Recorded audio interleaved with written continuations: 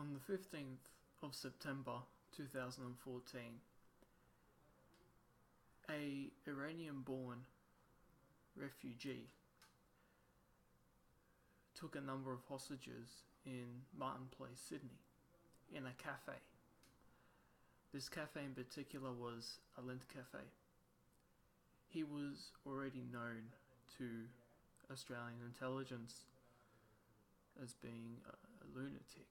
He had been diagnosed with severe anxiety, various psychotic illnesses, and was a Schedule 2 narcissist.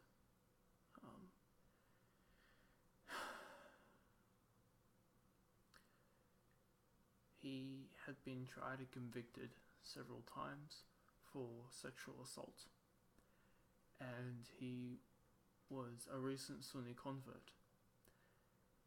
He had been trialed in Penrith local court and gave evidence that as a result of his behaviours, he is being followed by ASIO.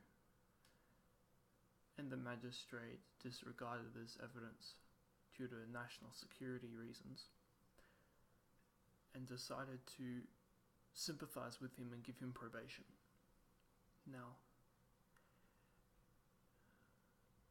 Mr. Moniz is a self-proclaimed imam, religious leader, black magic expert, and declared himself an ally of ISIS. When special police, or tactical police I should say, stormed the cafe and shot him, these police weren't very well trained. They were filled with rage. And during the police inquiry, the person who shot Moniz said the adrenaline took over and that they lost control. And as a result, instead of shooting, 2 in the chest, 1 in the head, he didn't stop shooting. And to me, I think that just shows how little self-control that our local police have here in Australia. Not that they're not well trained, they are. They just weren't trained enough. I don't think physically, I think they need more mental training. There's a certain way that intelligence agencies, that they train special forces. They train them to dehumanize the enemy. They train them to look at the enemy as a mythical creature. And if you don't kill them once, at this point in time, if you don't kill them within the window, then this window will never open again. And a lot of the time that is true. But this man was being followed. This man's phone calls were being monitored. Everything this man did, whether it be taking a piss or chucking a shit, they knew. They knew everything about this man. They knew the hairs on his head. They knew everything about him. And he still got a hold of a gun. He still walked into a place, filled the windows with ISIS flags, and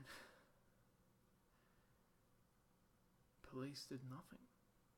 They stood there for hours, negotiating with themselves, working out deals, how to get this guy out. Apparently, because this guy had a gun and he was a lunatic, police didn't have the confidence to storm the building. Well, I'm no policeman, I'm no soldier. I've never held a gun in my life.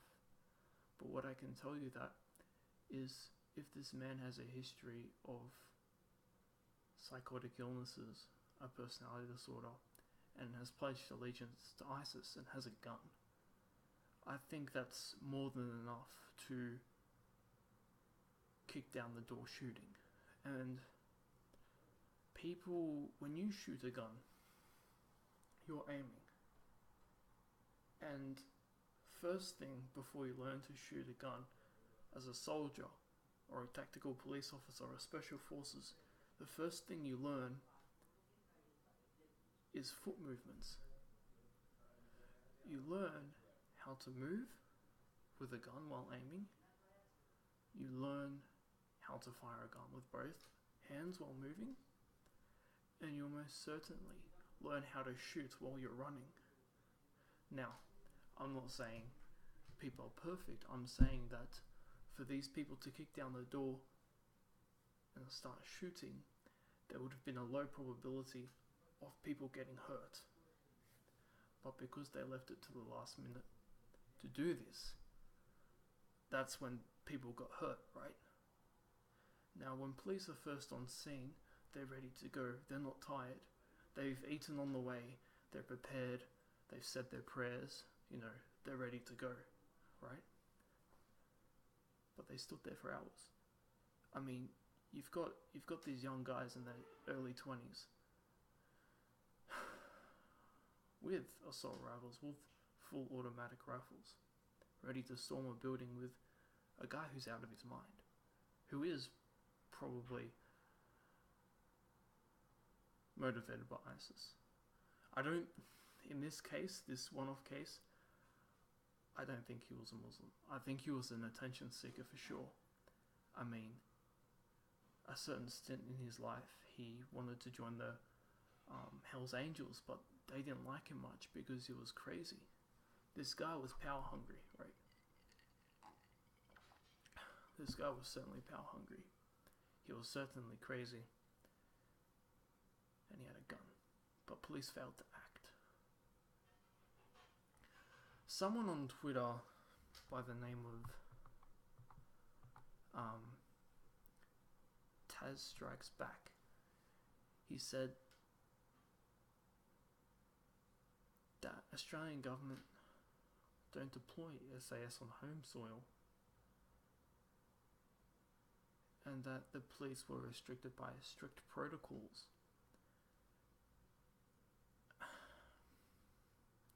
This is true, but in this case, it wasn't policy or law that held the police back. It was internal fighting and bureaucracy. You see, from 9 to 5, the top cops of New South Wales are running the show, but from 6 p.m. to 6 a.m. you have what's called a Duty Operations Inspector. Now, this person is considered to be the head of Department of Justice after hours. What that means is this person has control over the prisons in New South Wales and Goulburn, has control over police in New South Wales and Goulburn, has control of Army reservist units in New South Wales and Goulburn. So, to reply to you, it wasn't a matter of policy. It was bureaucracy that got in the way. It was politics in an organization that is meant to keep us safe. Right? Politics got in the way of community safety. And these politics were a result of a guy identifying himself with ISIS. It's not just the ideology that is dangerous, but it's the rumors, it's the media, it's, I guess, the attention that comes from it that is just as dangerous. And I think that police weren't prepared to handle it. And by prepared, I mean, I don't think ASIO told them it was going to happen. Because here in Australia, things work differently. ASIO work through local police. That's how they move. That's how they work. Often police don't know what they're doing. They're just said to arrest this person. They do it. And if ASIO need any extra muscle on the ground, that's when they use soldiers. But these soldiers are normally in plain clothes and are instructed to not shoot, but hurt them severely so that they don't fight back, and then take them into custody. And that's how it works. They're very quiet, unlike the Americans. The Americans go in guns blazing and make as much noise as possible. That way they can brag to their friends at how good they are at their job. That's not how intelligence works. That's not how politics is meant to work. Politics and intelligence, also called political science, is meant to work behind the scenes. That way people have confidence in their government. All of this stuff happening, it's people losing confidence in their government. And I think that's